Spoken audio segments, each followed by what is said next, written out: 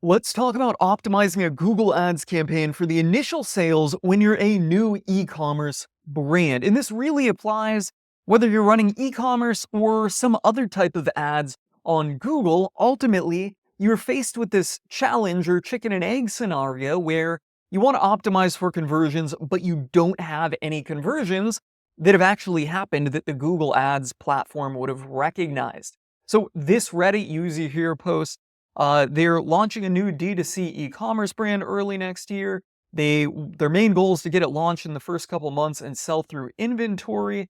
They've got some estimated numbers for AOV, CPC, targeting return on ad spend, and conversion rate. We'll come back to all that stuff later on in the video. And then they say, I think Google Ads will be the best way to quickly drive initial sales and test ad performance. I agree. My daily budget is $100 to $200. And here's the big chunk I want to focus on. I understand that in the early stages, I can't optimize for conversions right away, so I'll need to focus on another objective.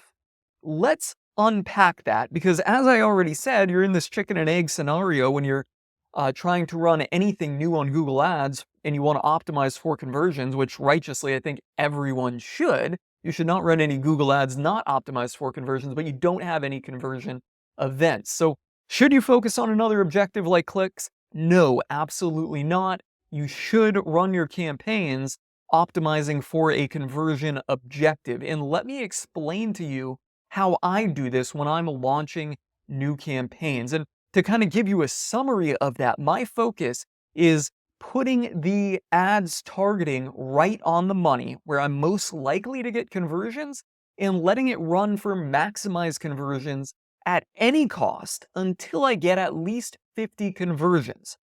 And then once I get the 50 conversions, what I'll do is I'll look at the cost per conversion of, say, the most recent 10, and then decide if that's where it needs to be and if that's in an economically viable spot. I cannot stress that enough because most people, when they're running ads, just never spend enough money to get conversions to really derive anything of statistical significance, right? They run some ads and they get, one conversion today, 0 tomorrow, 3 the next day, 1 in 5 days, and then they're like, oh my God, Google Ads is dead. No, you just didn't spend enough money to get an adequate sample size that you can really derive anything from. So it's absolutely crucial to get at least 50 conversions relatively quickly within a month at any cost. And when I'm doing that, I typically take the approach of a test, and I'm going to spend, say, $5,000 or $10,000 to get those 50 conversions and then decide if I'm going to keep running it. And when that works, it's incredibly powerful and you have, infinitely sky-high scale, good data and all that. Sometimes, though, it doesn't work and you take a loss, you go back to the table and you redraw things out, come up with a different audience offer. But let's put some context and example behind all of this.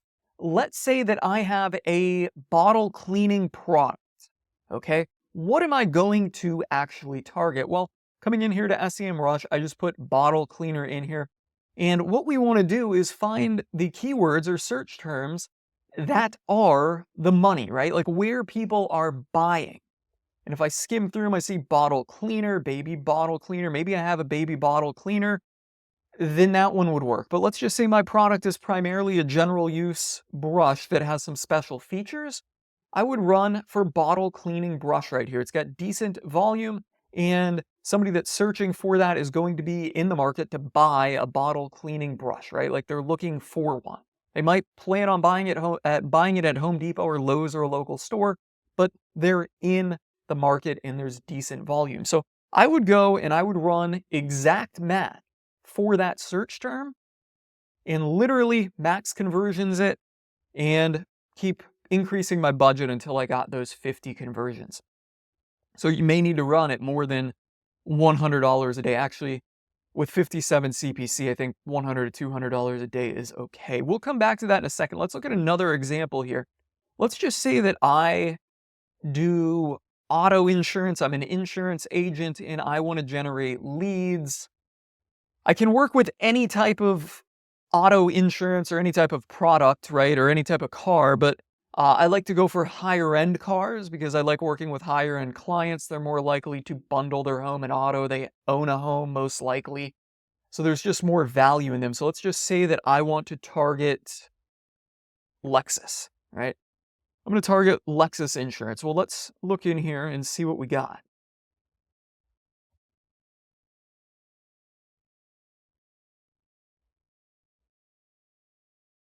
So we can see a bunch of them here, and notice search volumes are pretty low. That's the first thing I'm looking for. I typically want to go for where there's a little bit more, maybe upwards of 500 at least. Let's just see if maybe Mercedes does a bit better in search volume. I have no idea. It might be about the same. Yep, Mercedes does have more search volume here. All right, so I'm gonna change it. I'm gonna say that Mercedes owners are also likely to own a home and be good customers as well, just as likely as Lexus. So I'll start with Mercedes for my lead gen campaign. Now, what I'm gonna want to look for here are the higher CPCs, right? And notice the cost. When people have cost, they're a little bit lower. These people are probably price shopping, whereas these ones are likely to convert a little bit better. So I'd run Mercedes-Benz auto insurance, Mercedes car insurance, that's a little bit higher. Mercedes-Benz insurance, right? And I'd run these exact match until I got the conversions I needed. And then I'd go a little bit wider and I'd start opening it up to phrase match, which is probably going to start capturing all of the ones that we see in here. And at the same time that I'm running it, I would also go with some negative keywords, and I would view the search terms report inside of Google Ads.